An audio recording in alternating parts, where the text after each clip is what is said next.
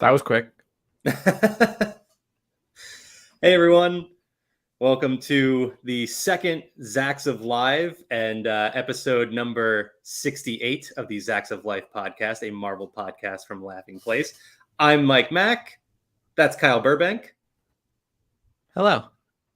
Good to see you, Mac. Yeah, you too. I pointed at him for those of you who are listening to the podcast later on, but we are live on the Laughing JC, Place. I'm on the YouTube, JC. He's pointing.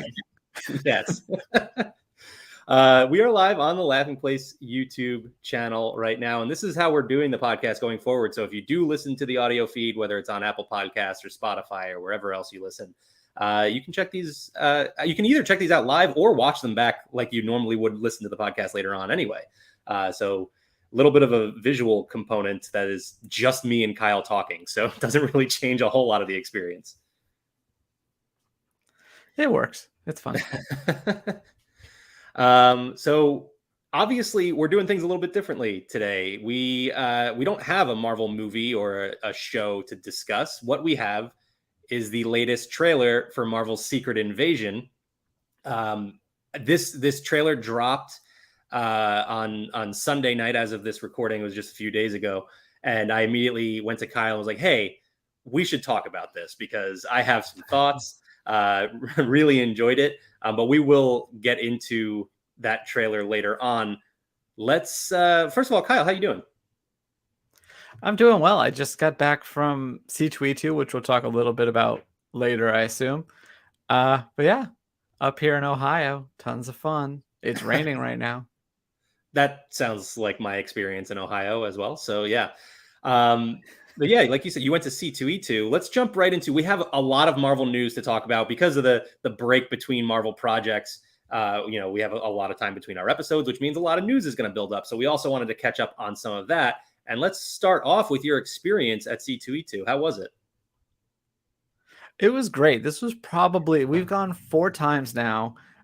This was probably my favorite. We've loved it every time, but this one just really hit a home run for us for non-Marvel related reasons, honestly, because there was a Boy Meets World reunion panel, and it was held on William Daniels, who plays Mr. Feeney's 96th birthday. So that was very special. And then there was a Buffy panel that Becca's a huge fan of that. So that was a big one for her. But in terms of Marvel, there was a couple, CB Cebulski, who is the editor-in-chief, he did a couple of panels. They do their regular, it's like breaking into comics the Marvel way. I did end up going to that panel. It's always very interesting, but it's kind of just taking questions from people who want to be comic book artists or writers or whatever. And then the other one that I thought you'd be more interested in was all about this upcoming Summer of Symbiotes. They revealed a few covers, including one of a venomized Jeff the Landshark. I love that they are doing that, combining 2 of my favorite characters. Yes. But then as far as like the big panels, it was really the celebrities that were there. So on Sunday morning, Chris Evans was there. He only did, normally these spotlights are an hour. He only did a half hour. And on top of that, so the panel was scheduled for 11:30. The doors to the convention, they opened the show floor and the whole hall at 10. And we got there, went straight there after it opened and got our seats, and it filled up maybe 10, 15 minutes after that. Wow. So we just sat there for an hour and a half waiting. But he was fun. It's a short panel. They didn't even take Q&A. It was just the moderator asking him questions, but still a lot of fun. But then I think the bigger surprises was I didn't get to go to this one, but Becca went to, I believe, is it Tanakh? Is that how you say his name? I've heard a lot of different ways. Namor in Wakanda Forever. Yeah, I've heard it pronounced a few different ways now, like his character's name. So I'm not actually sure what the correct pronunciation is. Too. Yeah, well, he was there, and that panel also filled up. Becca had a great time at that one. I never knew. I didn't know until we tweeted the video and people kept responding to it that there are apparently some a bunch of Namor and Shuri shippers. Did you know that this was a thing? I did not. I don't know that it's one that I would be on board for. I've had so peek behind the scenes here, I have a list of just draft ideas that we could do the podcast for another 3 years without me coming up with an idea.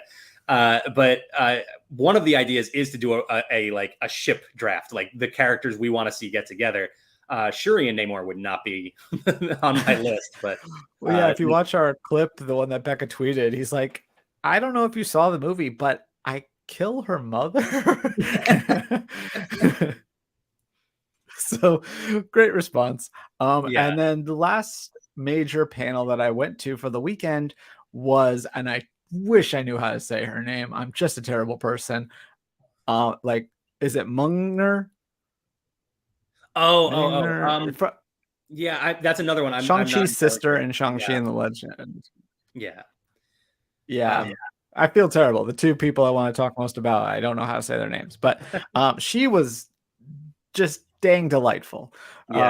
She had some great stories about being cast in the movie, which I know she shared these things before, but it's always cool to hear them again, about how it was basically just like a group chat where they're like, they need someone who can speak Mandarin and English, and she's like, that's me. And then she gets this job. It's her first American movie, and she's in a Marvel superhero movie. And she talked about how she was so excited because she didn't know that 10 ring scene at the post-credit scene was going to make the movie. So she was so excited that it hit the screen that she missed the part that says the 10 rings will return after that. And she says she loves fried chicken. That's another takeaway that I got from that panel. But yeah, she was so sweet and seemed really happy. And her husband was there, who she met on the movie. She came into the movie single and left wed. Wow, that's very cool. Yeah, she was fantastic in the movie too. So I'm hoping that we do see a lot more of her in the MCU going forward. One question for you before we move on: the Chris Evans panel, was he talking primarily about Marvel? I mean, a little bit about Marvel and like, would he do Steve Rogers again and things like that. A little bit about Lightyear. Very little bit about Not Another Teen Movie. But talked about defending Jacob, and Scott Pilgrim made it into the end because they just announced a new anime series on Netflix. It's going to be Scott Pilgrim, and Chris is going to be in that along with like 99% of the original cast. But yeah, like I said, half hour is a very short amount of time for these sort of things. He also talked about his dog. That is one of his favorite topics. So that's what his fans' favorite topics are. If you looked, C2E2 tweeted like, send us questions to ask him, and every third one was about how's the dog. Dodger is his name. Yeah, that's awesome. I was just curious because he does have an Apple TV show coming up pretty soon that looks really, really great with him and Ana de Armas. So he did mention that as well. Okay. And I can't remember the name of it right now either, so I can't even plug it. Sorry, Chris Evans, who is definitely listening to this podcast. All right, let's move on. We have a lot of news to get through before we get into our discussion of Secret Invasion, so we're just kind of going to burn through some of it really quickly. First, for those of you watching the live stream, not listening later on, but I am wearing a new Roosevelt's shirt here from their new Marvel collection. I believe this is the Uncanny is the name of this shirt. You look real good today. Yeah, and if you want to see more of the new Marvel Roosevelt's collection, you can check out the Laughing Place Instagram at laughing_place. We had some fun doing a photo shoot over at Universal Orlando this past weekend, so you can check out the results of that. Another thing I did recently too is Marvel Stunt Squad, a new toy line from Hasbro. They sent me over some play sets for this new toy line, and I got to check it out. You can check that out on the Laughing Place YouTube channel. I had a lot of fun making that video as well. And they're a fun little collection of toys, so I recommend checking them out. Yes, I enjoyed watching you knock things over and then replaying it in slow motion. I did. I had a lot of fun making that video. Let's talk about some of the not so fun news that's popped up over the last month or so. A couple of fairly big name executives leaving Marvel in two very different situations, and we won't get into all the details of everything because one of them is especially actually, I guess as of a few minutes ago, we learned that another one, they're both pretty complicated. But Victoria Avril Alonso, Lavigne. who is Victoria Alonso has a title that I cannot remember because it's about 30 words long. But she was a producer on every MCU film and has had a big role in the MCU. And she was allegedly fired from Marvel. We don't really know for sure exactly what's going on. There's I guess, a pending lawsuit involved. So I don't know if you know more about that situation than I do, Kyle, but it seems pretty tricky. I mean, I obviously don't know anything definitive. Right. There's some reports that say breach of contract because she produced some other like Amazon documentary or something. Yeah. And there are other ones that say it was more about they didn't like her pushing back on something revolving censoring Ant-Man for foreign territories. Okay. So that's just reports I've seen. Obviously, I have Right. zero inside knowledge in any of this, but those are the two basic sides I've seen. Yeah, and then the second executive is Ike Perlmutter, who was the chairman of Marvel. He had a huge role in basically the survival of Marvel, more or less, quite a while ago before it was purchased by Disney. But um, I don't know the ins and outs of all the business side of things, but seems like more of a ceremonial role than anything else in recent years. And it was it seemed as though he had been a casualty of the Disney layoffs. But now that may not be the case. It seems like he was just fired from Marvel, according to recent reports. So I guess we'll find out. What he's saying is, I kind of skimmed this, like you said, this came out just a few minutes before we Mhm. came on the air. In his interview with Wall Street Journal, he's basically just saying that he got fired because of who he is. It could still be like he's still technically like laid off. Like I don't know where you draw that distinction. Right. They're gonna count that as one of the jobs, I'm sure. But I think he's saying he's an obvious target. Well, which is kind of funny because it's like, well, you don't really do anything. So if you're for cost cutting, then I guess this is a great way to Right. cut costs. But no, obviously, he most recently was advocating for Nelson Peltz to join the Disney board, which is something the Disney board did not want to do. Right. He also is, as it came out during that fight, wanted to fire Kevin Feige back in 2015, and that's kind of why Kevin used to report to Ike, who then Mhm. reported to the studio chairman. So they cut around so that it was Feige directly to the studios after that. So not a beloved person in the fandom, I'd say. Right. Though he does deserve some credit for, his time when he was at the head of the table. I'm sure we'll love him in 20 years like we do Michael Eisner. Exactly. All right, let's get into some of the fun news that we'll kind of burn through quickly here. First, Rogers the Musical coming to Disney California Adventure in the Hyperion Theater. What are your thoughts on this? Are you excited? I am excited. I think it'll be interesting. Like I know a lot of people are like, why are they saying that this is a limited time thing? Like, why are they going to make it so limited? And I think that there are some legitimate challenges here because if you watch that scene in Hawkeye, this musical is not supposed to be good or like, super advanced. So I think, Right.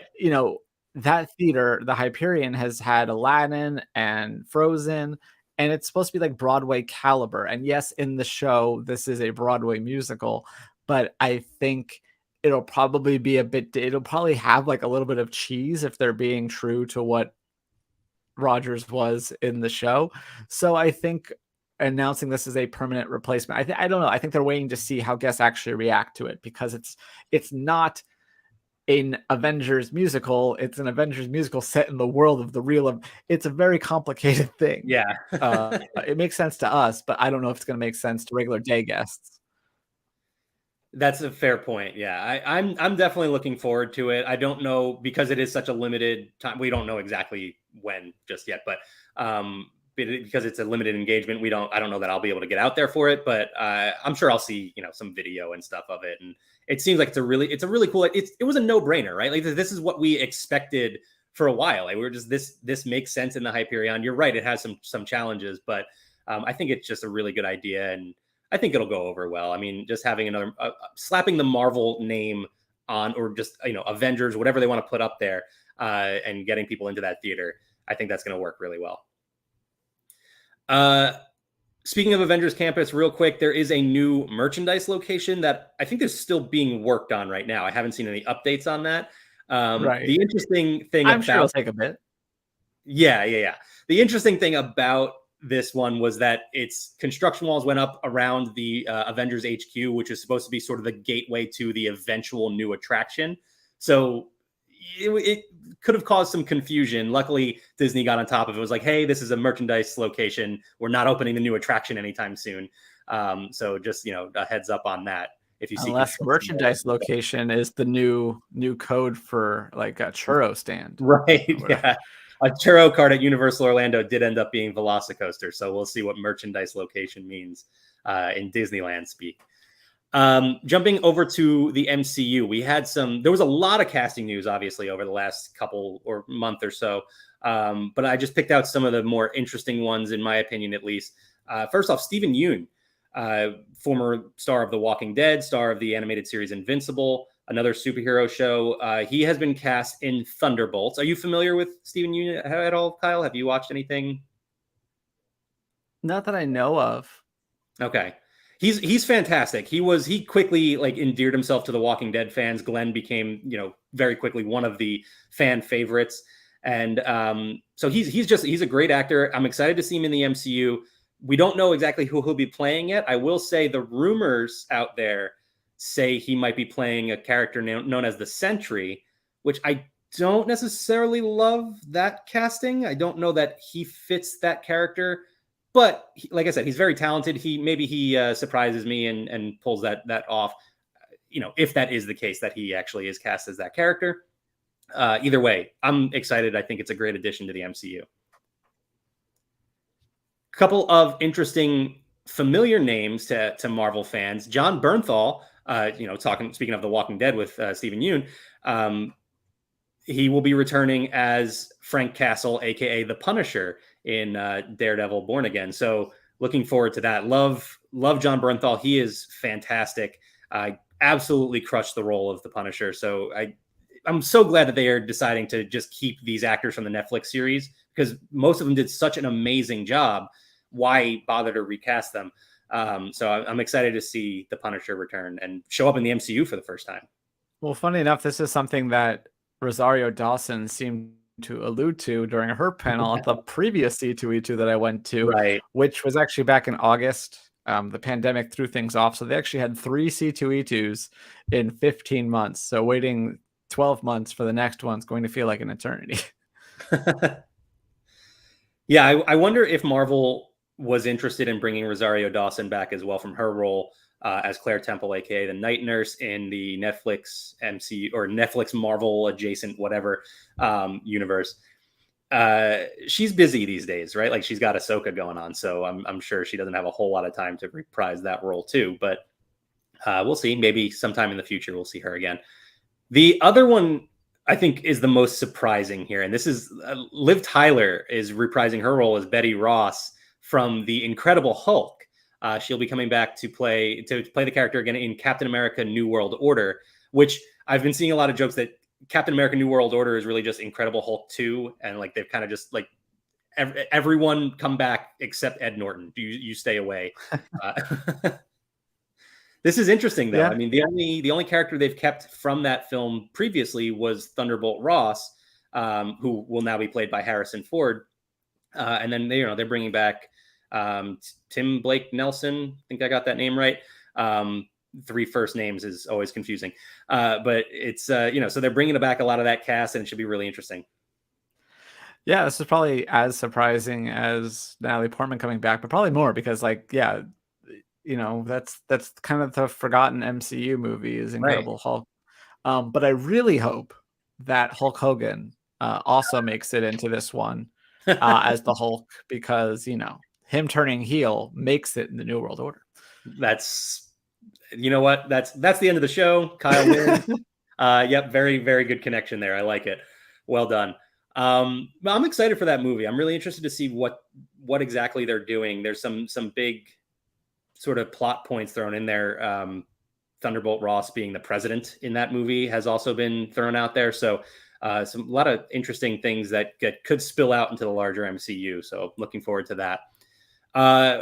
Behind the camera, or I guess in a totally different room, not while they're shooting, we learned that Josh Friedman will be writing Fantastic Four. He is known for writing Avatar: The Way of Water, and I'm really curious what your thoughts are on this, if any at all. I don't. Well, I also feel the need to point like so. He took over the right. So is this a rewrite basically? Yeah, I guess I'm not sure exactly how much is being rewritten. So So the way it usually works is, a studio might go through however many writers. Like they might buy the script from somebody and hire them for the first round of rewrites, and then hire somebody else. And then once the thing is locked, then it gets to go to arbitration where the WGA looks at the different ones and figures out who gets credit. So that's why you sometimes see, like, if the writing partner and they use the ampersand, that means they wrote it together. But the other names you see with the and is actually a rewriter. They didn't sit with the other person and write the script. So yeah, I mean, we won't know until the movie's done how big of a role his work will have on the script. So yeah, it's just an interesting quirk of Hollywood to know whether this means anything. But obviously I have very little affinity for Avatar, but that doesn't mean, writing that, it's a big movie, obviously. I couldn't tell you much about the story. I thought the first one, obviously, people always talk about how weak the story was, but I haven't heard anyone say anything about the second one except looks pretty. Exactly. That was my point about it is, the Avatar franchise is obviously huge. I can appreciate it for what it is, but that's not a great story. So depending on how much, of the heavy lifting he is actually doing, I wouldn't be excited about, the Avatar story being brought, and not that it's the same thing, but that track record doesn't excite me. Couple other points before we talk about the Secret Invasion trailer. We learned of a new character being introduced for Marvel's What If, the animated series, which will be returning for its second season at some point this year. The character's name is Kahorti. She is a member of the Mohawk tribe. In an episode that I thought was really interesting, it is a new lineage for the Tesseract, which turned a lake into a gateway into the cosmos that Kahorti then goes off into an adventure through that. So I thought that was pretty interesting. I love the character design that they revealed for her. So looking forward to that. Also interesting that they announced it because they released the toy for pre-order before they put out the post explaining who this character was. Right. So, that means that it became my wife's duty to go and figure out who is this character, and then finding nothing and be like, I guess it's a new character. Yeah. I guess I must have not been working that day because I don't think I was around to answer questions on that. But yeah, it is a brand new. I think she might have asked you, and you're like, yeah, I don't know. Yeah, brand new original character created just for What If. So no comic history or anything behind her. So we have no idea where that story is going to go. So that's exciting. A couple things debuted on Disney Plus in the past month. Voices Rising, the making of the music for Wakanda Forever, which I've still only watched the first episode of and really enjoyed. So I got to go back and check out the other two. And then Empower, a series about the women of Marvel. Have you checked that out at all, Kyle? Or have you checked either one of these out? I haven't seen Voices Rising. I did finally watch the Assembled for Wakanda Forever. Okay. Becca was watching Empower. She actually did our review or recap for Laughing Place, and I saw a little tiny bit of it, but not a bunch. But that's more of like they kind of talk about different characters, and it's just like a compilation of interviews. Kind of like a VH1 show almost, where you just have a little bit more. It's not as like silly as like I Love the 80s or something, but just that idea of like talking to different people about these characters, both journalists and other people in the MCU. And it seemed pretty interesting. She seemed to enjoy it. Yeah, I watched Empower. I liked it a lot, actually. You're right. It is based on each episode based on a different character. except one is based on like the women of Wakanda, so you got a whole bunch of them in there. But the one thing that stood out to me was a scene, that an unused scene from Captain Marvel, where Brie Larson is it's the scene where she's finally facing off with the Supreme Intelligence, and she's saying, "My name is Carol." But they have one take where there's just a single tear going down her eye, and she says, delivers that line. And I'm like, how did they not use that? It was so powerful. It was awesome. But so yeah, you can check that out on Disney Plus now. I enjoyed both those series. I got to check out the rest of Voices Rising for sure. One last piece of news here: tickets are now on sale for Guardians of the Galaxy Volume 3, so you can get your tickets now. And James Gunn released the soundtrack already, which I thought was interesting. Kyle, you're the music guy of the two of us. Yeah, the playlist, more or less. But you're the music guy of the two of us. So what do you think of that soundtrack? To be honest, once I saw it was a playlist, I stopped looking at it. So I haven't gone back. I saw it was Smells Like Teen Spirit on it. No, that wasn't there. There's Creep. Okay. I think Creep is on there, and Creep, acoustic version of Creep. And the other one that stood out to me was No Sleep Till Brooklyn, from the Beastie Boys. But that one has already been in the MCU at least once, and I want to say twice. I'm not sure. But also, are they going to Brooklyn? Because that song really has a very specific. So I don't know. Maybe they think they're going to Brooklyn. They end up on that planet with the bunnies and stuff. Yeah. I will say at C2 it was sponsored sort of by Guardians. So before all the big panels, they show the Guardians 3 trailer, and every time I just see something else sad. I'm like, oh, this is gonna be such a depressing movie. It is gonna hurt. It's definitely gonna hurt, and that hits theaters May 5th. So start preparing yourself mentally now. All in the Game says it's always frustrating when a powerful different take or deleted scene isn't actually in the theatrical movie. Yeah, I mean that one specifically, like it's just a different take. The one they use just doesn't have the tear going down her eye, so there's no reason they couldn't have used that. I don't know. I guess somebody just decided against it. But all right, let's get into our big takeaway here. So we're going to be not really breaking down. We're going to kind of have a brief conversation about the Secret Invasion trailer because we've had a lot of news to catch up on, and I don't want to keep our guests waiting too long before we get into our games. So we're going to talk about the Secret Invasion trailer. I do want to mention right off the top here, we also got a trailer for Spider-Man Across the Spider-Verse. It looks awesome. We can't really spend a whole lot of time discussing it. But Kyle, did you watch that as well? The Spider-Man one? Yeah. I watched that and the international version that you sent me and enjoyed both of them. Yeah, definitely looking forward to that movie.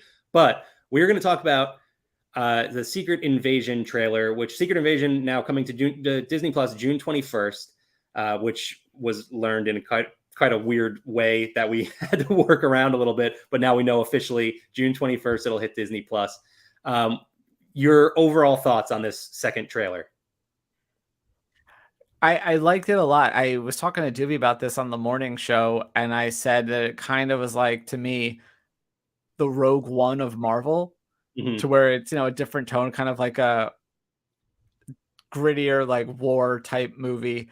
I mean, an invasion is not war. That's a different thing. Secret Wars is different. Secret Wars is different. Yeah. But yeah, no, it's definitely. I have no idea what's happening, but I like the tone of it. I'm glad it's going to be a TV show because it seems like it's going to lend itself nicely to that episodic and have those cool like moments at the end that are going to make you want to tune in to next week. So yeah, I'm definitely looking forward to it. Yeah, and there was a story that came out either the day after or something like that, that actually might have been a few days before. Kind of revealed a whole bunch of details about the show. So we know Emilia Clarke is going to be playing Gaia, is the name of her character, which I thought was funny for fans of the Star Wars Galactic Star Cruiser. That name should sound familiar. But she is the daughter of Talos and Soren, who we know from Captain Marvel and Spider-Man Far From Home. So that it was an interesting character for Emilia Clarke. She's a fantastic actress, so I'm looking forward to seeing her. Let me run through some of the points of this trailer here. Some of my big takeaways, which we have a post on laughingplace.com right now. You can check out more than meets the eye, 6 takeaways from the new Secret Invasion trailer. The first one, I went back and forth on that headline a few times on what to go with, but landed on that. My first takeaway, there's you didn't want to go with. Hold, you should have. You didn't want to go this with week's scroll. Or not, that is in the in the story later on. But my first takeaway from it, one of the shots we see Emilia Clarke's character Gaia walking into what looks like a warehouse, and there's a bunch of bodies strapped to tables, and they have like this glowing equipment on them. My thought here is this is just a bunch of civilians that these Skrulls have taken captive and taken over their lives. So there's a whole bunch of people out in the real world that, basically their identities have been stolen by Skrulls, and Skrulls are infiltrating Earth, or at least a faction of Skrulls are. So that's going to be basically the concept of this show. The second one I want to talk about was we see the villain whose name is Gravik. I don't know if that's, again, one of those names, seen it written, don't know how to pronounce it.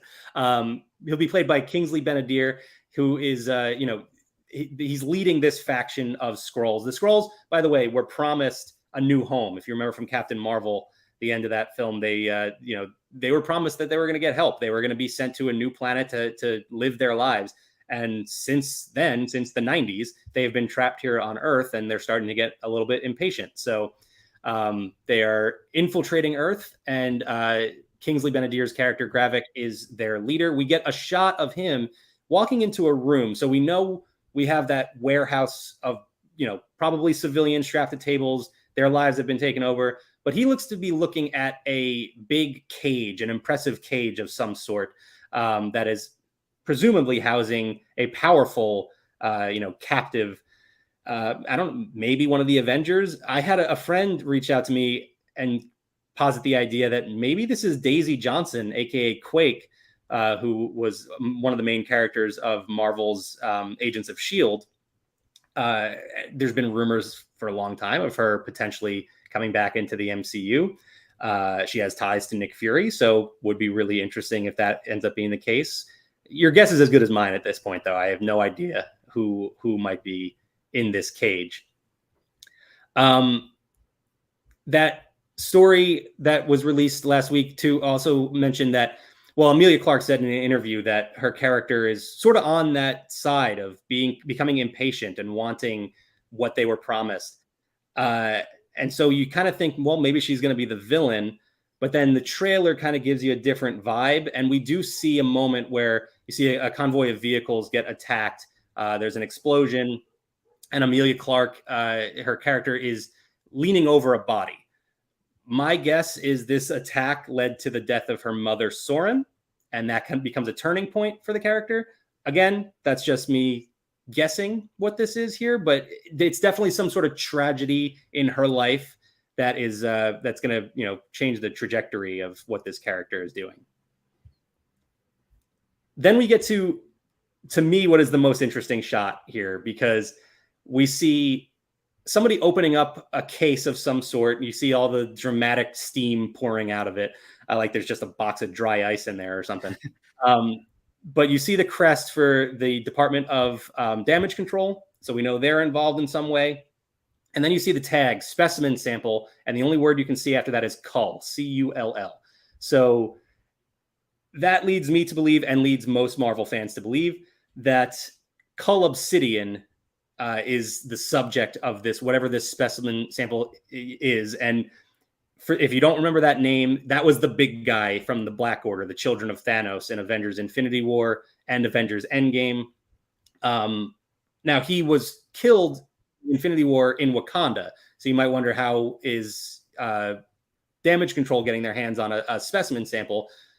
My first thought was, well, he came back in Endgame and then got dusted in New York. So there could be some sample left on that battlefield. But if you remember, early in Infinity War, his hand got cut off by Doctor Strange through one of his portals. So very possible they got their hands on his hand there. So that could be what they have in the case there. What are they doing with a sample of Cull Obsidian? I have no idea. Maybe they're trying to build some alien weaponry to combat the Skrulls. I'm not sure. But that's definitely an interesting connection that they threw into that trailer. We have a question, if you don't mind. Yeah. Will we see Damage Control Agent from No Way Home and Miss Marvel in the show? I would think so. He's sort of become the face of Damage Control, right? So it's funny because I just rewatched Miss Marvel yesterday, and I do think that would be the way they would go, because why come up with aside from contract issues and timing and stuff like that, but why come up with a different agent? This character has become, like I said, the face of Damage Control. As an aside, right now we are at my in-laws, and my sister-in-law has yet to watch Ms. Marvel, She-Hulk, or Moon Knight. Okay. Yeah, and I'm like, what are you doing? So I don't know where to start with her. I don't know if we should go in order, if I should prioritize one of those, but that's one of my goals for, I think we have a couple weeks here. We're going to have to get her to finish at least one of those. There you go. Yeah, so you have plenty of watching to do there. I burned through Miss Marvel just yesterday. I started and ended the series yesterday, so you can watch that. Maybe we should do that. Yeah. Couple more points from this trailer that I wanted to talk about here. First, we have a new character. We don't know her name yet, but she's played by Olivia Colman. We know she's an MI6 agent, and Samuel L. Jackson described her in an interview as cold-blooded. That's all the information we have about this new character. She has a pretty big role in the trailer. You see her meeting with Nick Fury. They're interacting at Nick Fury's, false grave. And then, so she kind of seems like an ally to Nick Fury. Like she's going to be more or less one of the good guys in this show. And then we see her later on in a very interesting shot where she is holding a very intricate looking knife and opening a door where we see a man strapped to a chair with several what looks to be armed guards around him. So that's not typically good guy behavior. So I'm really interested to see what this character is. And free him. Yes, exactly. That's what she's going in there for. No, she's not like going in urgently in any way. So my guess is this week's scroll. In a world of very, very many Skrulls. So that is my guess for this character, is that she is actually a Skrull. And then one last point. Sorry, did you have something on that, Kyle? Oh, well, just talking about Skrulls, like I will say there's several shots where Nick doesn't have his eye patch and several shots where he does. So I wonder if that is any differentiator. So Samuel L. Jackson actually did say in an interview as well that he kind of left the eye patch behind because that was sort of the strength of Nick Fury, the mysteriousness of that character, and he's kind of becoming more vulnerable in this show. So he's just letting it all hang out there, and so that's a character choice for him in this series, which is pretty cool. Right, but I'm saying, like, I wonder if the ones with the eye patches actually. Oh, I see. Okay. This hang week's scroll. You were queuing me up to hit it. Man, this is a different game when we both have control of the drops now.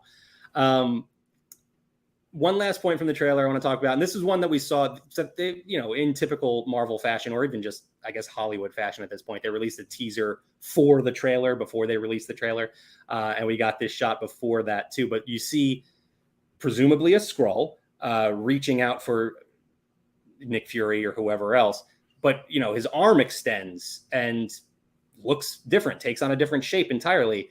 That's not typical Skrull behavior or ability. I'm not sure what this character might be. It's maybe a different alien entirely, or are they playing off of the super Skrull? Do we have another mutant? Do we get another X-Men music drop? No, I don't know. I'm not sure where they're going to go with this, but there is a character called the Super Skrull. Cole Urt, I guess. His Skrull names are really hard to pronounce. So maybe that is a play on this. So the Super Skrull inherited the abilities of all four members of the Fantastic Four. I don't know if maybe that's what they're playing off of here. We'll see. It could be really interesting if that is the case. But yeah, those are my takeaways from that trailer. It's a 2-minute trailer, 2.5 minutes. So there was a lot going on in that 2 minutes. So really interesting, really excited for this show. I'm looking. I like the dark, gritty side. The more, I mean, it's funny because like the grounded side, Earth is being infiltrated by shape-shifting aliens, and this is one of the more grounded series. But I like that sort of vibe. Yeah. All right. Anything else on the Secret Invasion trailer before we get into our games here, Kyle? You know what? Nothing else about the trailer. Obviously, you've done way more research than I did. But until you mentioned the X-Men just now, I completely forgot that I saw the X-Men animated series voice cast in a panel as well. And of course, they said nothing. Like they mentioned X-Men 97 and kind of said that they've been really impressed with the animation and with the scripts. But of course, they just kept saying NDA, NDA, NDA, NDA. But that was kind of cool to see all of them. Yeah, that's exciting. Or a lot of them, obviously. Right. I want to point out this comment from All in the Game too. According to the trailer's closed captions, the Olivia Colman's character is named Sonia Farnsworth, possible descendant of one of the Howling Commandos, is the idea that All in the Game posits. That would be really interesting. I like that, but I still, that could be the case and also be true that she's a Skrull. We'll have to see. But I'm really excited for this show. I think it's going to be great. I'm expecting it to be one of my favorites of the new Marvel Disney Plus series. So we'll see how it goes. All right. Are we ready to get into our games? Is our guest ready to get into our games? Okay. All right. So let's get set up here. We are going to jump into how much is that cameo? How much is that cameo? All right. So for this, I almost said this month's edition of How Much Is That Cameo, we are being joined by Tony Betty. Hello. How's it going, Tony? Good. Is my lighting okay? I just realized how bad that would be. No, you're good. You're fine. Okay. Podcast. This is a podcast. Oh, okay, that's right. That's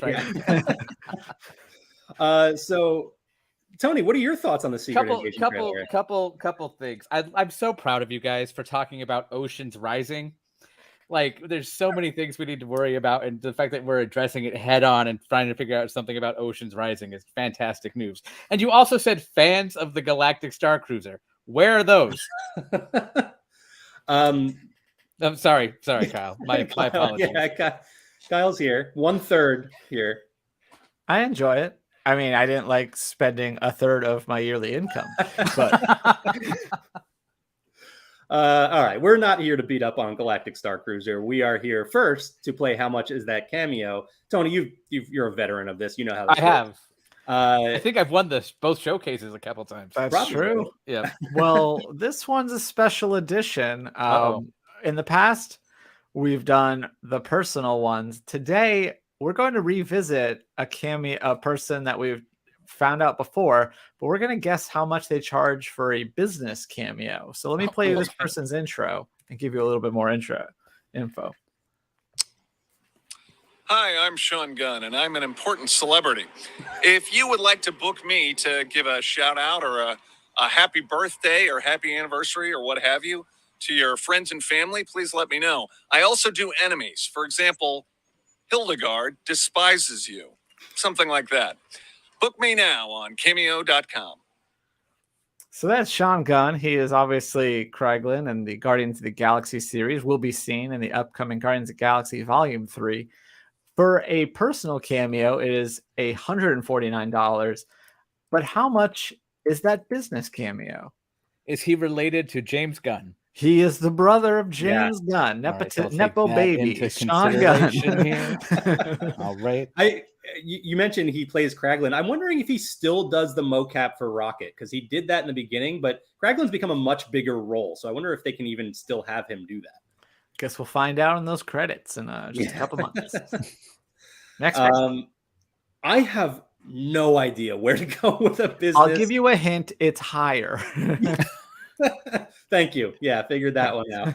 I literally don't know what number of digits to put into my guess. So, Tony, do you have any idea? You want to start us off, or do you want I'm me to going to say 300. 300? 300. Okay, I'm going higher than that. But since Tony went low, I don't have to go too much higher. So I will say $1,000. All right. Well, then today's special winner is Mac, because that business cameo, is $1,043. Wow, that's a Why? very That's strange so amount. precision too. Is that I including know. tax?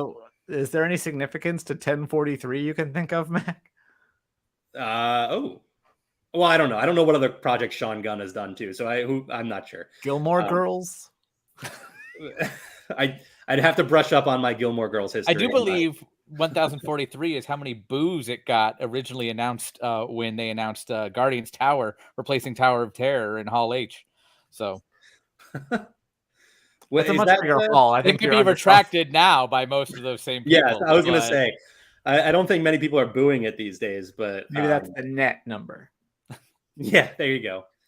All right, are you guys ready to draft? Yes. I've got my blue. I told you we were putting a team together.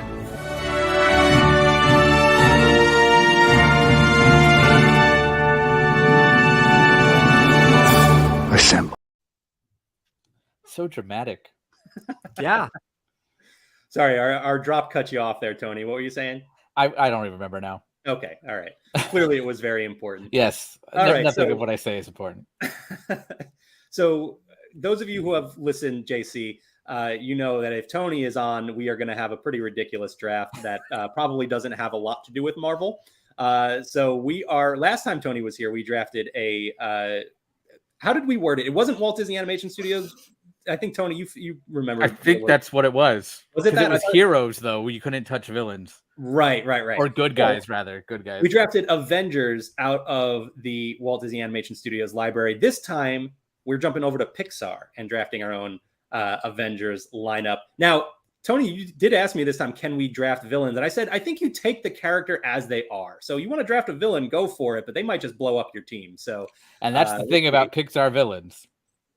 Well, yeah, depending on which villain you take. So, Tony, you know how this works. Do you want to draft first, second, or third? I'll do second. I always do second. Second, okay. Kyle, I pick first between the two of us, so that means I would have the first pick and you'll pick third. Sounds good. I'm pretty sure I still won't get I will not get my first or second choice then, because I have you guys pretty pegged. Also, do you? I want to mention that in this one, once a character is taken, they are off their entire franchise is off the board, because otherwise this would just be an Incredibles draft.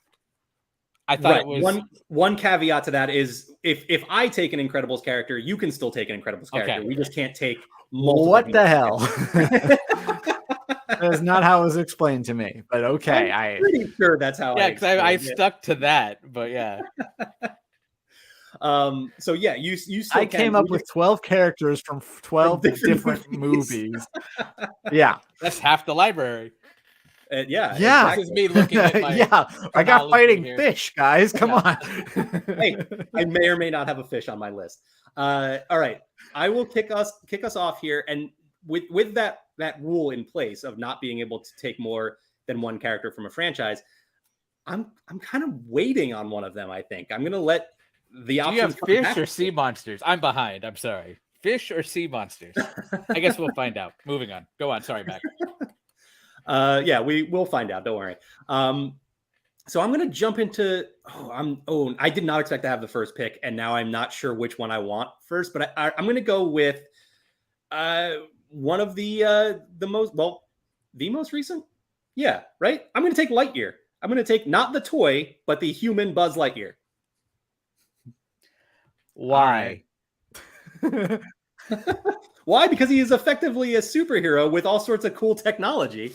And he's flown lots of unsuccessful missions, but a whole lot of successful missions as well before that. So I think he got his entire crew marooned on an alien planet.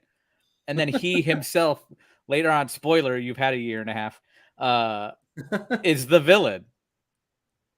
Well, okay. Listen, if we want to get Kang involved and have a whole bunch of time travel stuff going on, we can do that. But I'm going to stick with Lightyear. That is my first pick. Tony, we are up to you now. I think I would get in some deep trash cube doo-doo if I didn't say this one first. Channeling my own little Black Widow, I'm going to say Eve from Wall-E. I was concerned for a second because I thought you were going to go Wall-E, and I was like, Eve is clearly the Eve's pick. yeah. Yep. No, that's a good pick. I like that one. She was on my list. Yeah, solid pick there. Is that how you pegged it happening, Kyle? Nope, not at all. Okay. I'm gonna take May from Turning Red. Okay. And then I'm also gonna take. So while I'll stall for you here, May is an interesting pick because kind of erratic, doesn't really have control, right? Like it's sort of all over the place. But she does have control at the end. I was gonna choose her mother because she's bigger, but I don't know if she can still access her powers, so I'm gonna play it safe and go with May. Well, I was also gonna give you the argument of the Hulk, right? Like essentially the same idea. So May is a solid muscle. Got a red there. panda. Well, very, very fluffy muscle. Yeah. So now I'm torn because I do have so many. I could go with one of the Incredibles. Yeah. Or I wait with something more interesting. It is a personal goal of mine not to include Incredibles. Wow. That's a bold move. Because it's then almost cheating. They're basically heroes already. They are heroes already. They're basically Marvel heroes already. They're very similar to the Fantastic Four. Well, then I'll play along and delay that. I'll take Ian Lightfoot. Okay. He's got some mystical powers and stuff like that. He was on my alternate list. I'm not going to lie. But yeah. You'll have to remind me because I watched Onward when it first came out and don't remember the characters' names. Which is that Tom Holland or Chris Pratt? Tom Holland. Okay, gotcha. Chris Pratt or Barley drives the van. That's there you go. Yeah, Barley. Is you sure you didn't want to go with the dad in that? I thought about it. He's the one that has the powers, though. Realistically, right? He left them all and all the spells and everything to Ian. He is also essentially just like a volleyball and a pair of khakis, so probably not super useful visually. And he's if you get into it, he's also dead. Right. So not a great pick. But yeah, Ian Lightfoot probably a stronger one. Tony, back to you. You've got Eve. Where are you going next? I'm gonna jump and I'm gonna say this. I don't think any of you guys had it, but I'm gonna say it now. Terry from Soul. Okay. Jerry's are mostly the counselors in the Soul world, but Terry is the one who can go in between, or that we see actually go in between the Soul and human world and literally create things to happen to conjure up fate. Like cursing the Knicks for a long time, right? I think that was part of it. Yeah, I'm mostly thinking of when she made the kind of quasi-antagonist from the barber shop, whose name just completely flew out of my head, fall into like a pit. Like she tweaked signs and like right. So yeah, I have to. That Soul is one I definitely have to rewatch as well. I've only watched that one once when it first came out and really enjoyed it. But Terry's a good pick. She didn't make my list and probably should have because I did think of that ability to jump between dimensions.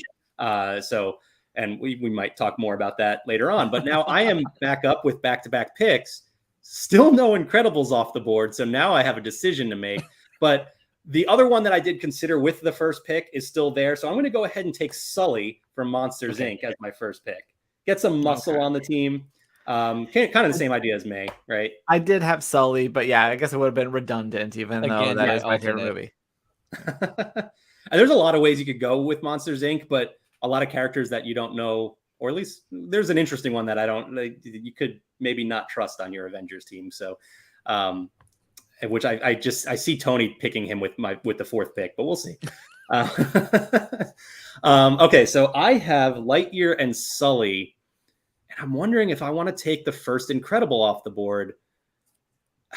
You know what? No, I'm right, and that's the thing. I have three that I'd be between, and I'm gonna leave that movie off there. I have another pick coming back to me later on, but there's one character I want to get right here, and that's Merida.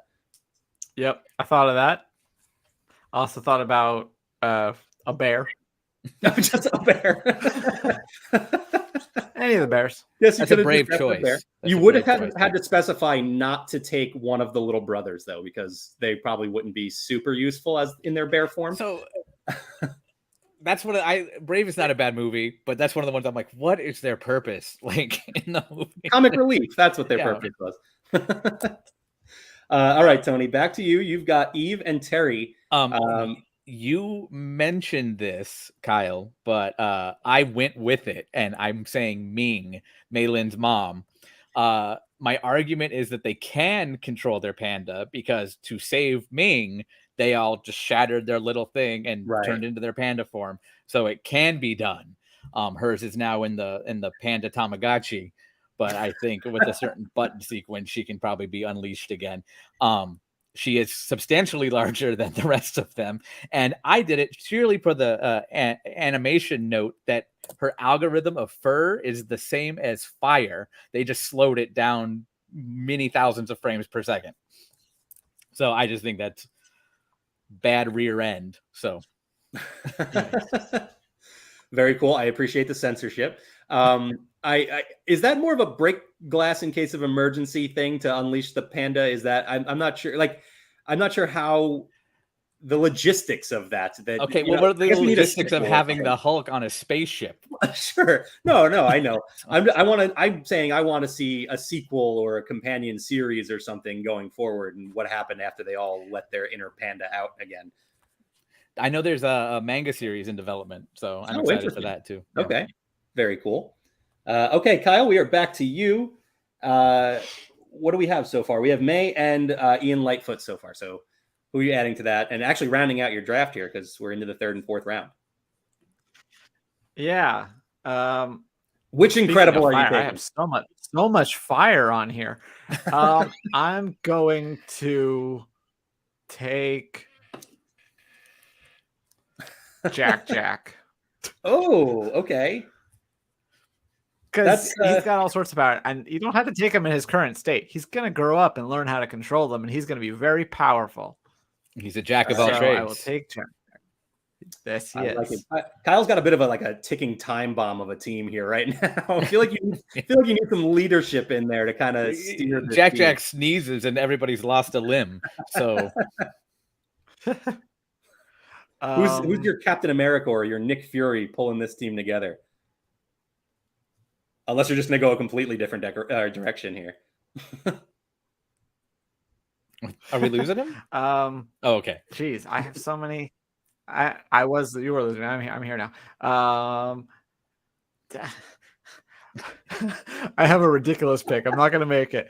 I'm going to go with even only slightly better pick. I'm going to go with Remy on the assumption that he can control other people too. Oh, okay. That's fair. So you got Remy just using Jack as a weapon?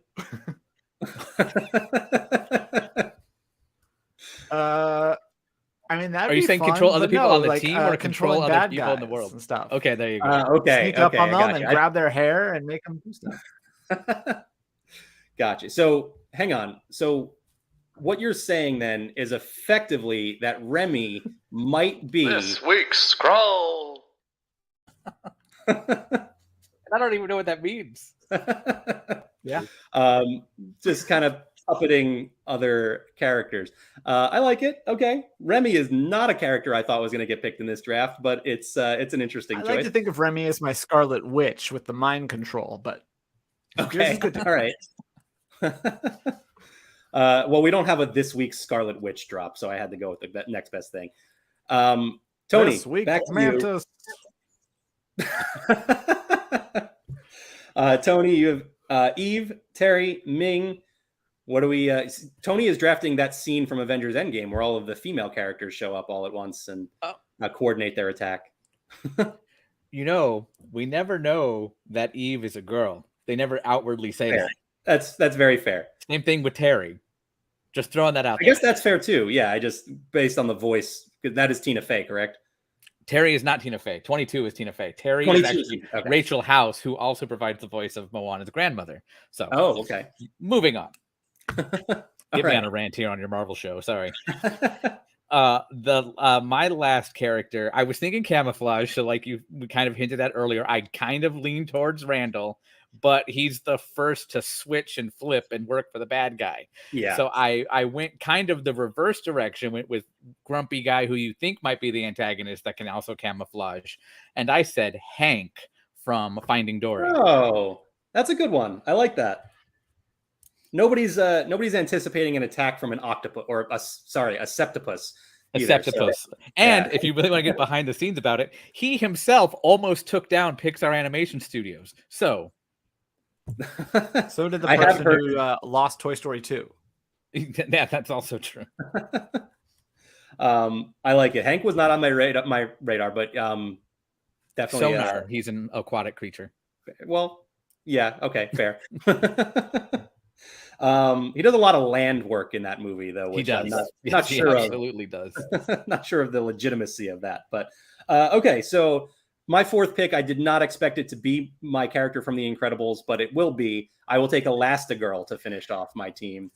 I was between her and obviously Mr. Incredible, and then also had Frozone on my list, and then was left with my last pick, still having to decide between the three of them. So my strategy kind of worked and also kind of didn't. But I am happy to get Elastigirl with the final pick of the draft. Let me run through our lineups real quick here. I got Lightyear, Sully, Merida, and Elastigirl. That sounds like a great winning team. Tony got Eve, Terry, Ming, and Hank. Kyle got May, Ian Lightfoot, Jack, and Remy. Honorable mentions, Tony? Anybody left on your list? I actually had Flick from Bug's Life because he's got that Tony Stark inventor quality kind of idea, but he's also an ant. So I figured that might not be the best bet because there's no. That's why I have no Toy Story character. Actually, I skewed away from Toy Story characters. I also had Mei Lin, but then I upgraded to Ming. In my opinion, I had Sully as well. And if in my Incredibles coaster, my Incredibles pick, if I had to play it, was actually Gazer Beam. But okay, yeah, I like it. Did Gazer Beam have a cape? Yes, right. I don't know if he did. If it was, he didn't go down by a cape because it was, he was the revelation of the password to get in to the system. Yeah. But yeah. Effectively Cyclops from the X-Men. So yeah, I mean, you were right. The Incredibles connections to Marvel were obviously there. Kyle, what about you? Anybody left on your list? Well, Tony mentioned in Tony Stark inventor type, I was gonna if I had to get Sid as my Tony I had that Stark. thought too. Yeah. You would effectively be drafting a trash man, just letting you know. Yeah. As I thought that we could only take one from each movie, I had Arlo. Each franchise. Because, you need a dinosaur. I did think about Arlo. He's just so gentle. Yeah. I haven't seen the movie, but he's still a dinosaur. Yeah, fair. I also had Luca because, I don't know. I had Alberto on my list as good as also. Aquaman. I had Alberto on my list Anger. also just because he's the tougher one. Yeah, I didn't think about Anger and actually ruled out Inside Out because I was just like, are you drafting? You're just drafting like a concept in your mind. I don't know how that would really go. Unless you did unless you did Riley, sure, yeah, or the dad or mom, right. And then Socks for like intelligence gathering. Okay, I like it. And then finally, Ember Lumen. You know what? I was curious about, are we allowed to touch Elemental, which none of us chose to because we don't know these characters yet. So we don't know what we'd be drafting and probably wouldn't work very well in the polls either. So a few names I had left on my list. I did have a Toy Story character on my list, and it was Bo Peep. Just felt like the most capable character of all of them, especially based on Toy Story 4 specifically. But you need a Pym particle. No, they have Ant-Man, right? Like he gets small and size. sneaks into places. You got to work other missions into the. I mean, I did draft a rat. You did draft a rat and a baby, so he's a baby in the movie. You didn't say I had to draft the official timeline of the character. Sure. Okay, Kyle's drafting 20 characters 40 either. Future Jack. When his name is just Jack. if I did consider getting my leader to be Gil, just a fish in a the bag, tank gang. nice. my Yeah. leader. But also, if I wanted some water muscle, I could go with Bruce. Yeah, Bruce was on my list too, but Just don't bring up his dad. Right. Yeah. Yep.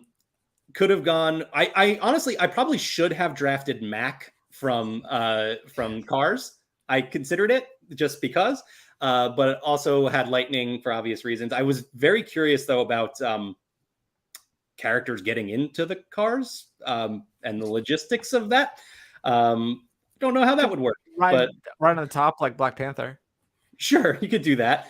We did see Mac actually use as a vehicle for other characters, so that would have been more useful, I think. That's Miguel, the reason Mac was on my radar. And then you said Miguel, go ahead. Because I was going to say Miguel, nobody picked anything from Coco either. Yeah, no, he was the character I had in mind with thinking of jumping between dimensions and the usefulness of that. And then Carl Fredricksen. He proves himself to be very worthy. I was thinking of the Charles Muntz also, but again, villain. But right, yeah. Not sure if you can trust him. Yep. He's the one with the dirigible, the legitimate one. Fair.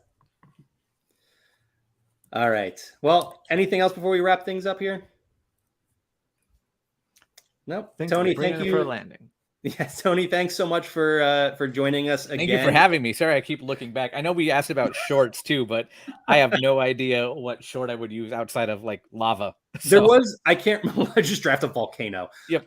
There was Bounding Goat or whatever it was. What was it? Sanjay's Super Team or something? Sanjay's Super Team. There you go. Yeah, that was the one that was the reason that I was like, let's leave shorts out of it before we're drafting more superheroes. But Tony, thanks again. Band. That was going to be my pick. Would you pick the girl with the coin? She's the one with all the power in that short. Her power is a coin. Yeah, because they're performing for her. So who? I mean, what about none of us got Luxo. He can crush the eye. That is super useful if you are going up against an eye. Anyway, thanks again, Tony, for joining us. What do you got going on? Where can people? Hopefully, they wouldn't want revenge. It's eye for an eye. Not a bunch. This week is the series finale of The Owl House, so nobody bothered me on Saturday. Got it. But yeah, yeah, you'll hear more about that in the coming days. They had a rap party, and I was so enticed by their menu, I made a post about that too. So Nice. Anyway. And to celebrate the finale, Reed Pop hit us with a copyright claim for the Owl House convention video. So. Oh, really? Months later. So cool. All right. Thanks again, Tony. Bye. Oh, I just cut him off. That's all right. Bye, Tony. All right. Well, that's going to do it for another episode of Zzzax of Live. I don't even think I mentioned this is episode 68.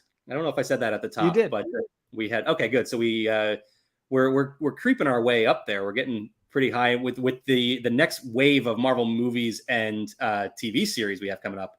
We're going to be getting up to creeping up around that. I don't want to jinx it, but creeping up around that 3-digit mark pretty soon, fairly, and by the end of the year, maybe.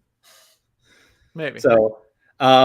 Kyle, anything else before we wrap things up? We don't know when our next episode will be just yet, but presumably with May 5th being the release of Guardians of the Galaxy, shortly after that. Yeah, probably like a week or two. We'll see. Mm-hmm. Yeah, we tend to give some more nothing time. else on my end. Hopefully I'll be home for the next episode, so that my Wi-Fi will be a little bit better. A little less of a delay next time.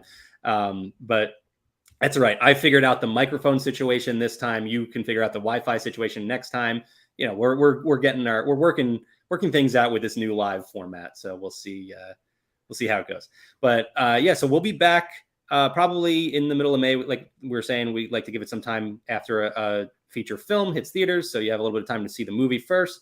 And then June 21st is Secret Invasion. So we'll kind of get back into the swing of things pretty soon. So looking forward to that. All right. Thank you so much for joining us, everyone. Be sure to follow us on Twitter at Zzzax of Life Pod so you can vote in the poll for who you think won this draft. And check out laughingplace.com for all of all of your Marvel news and Disney news in general. Bye. Bye, everyone.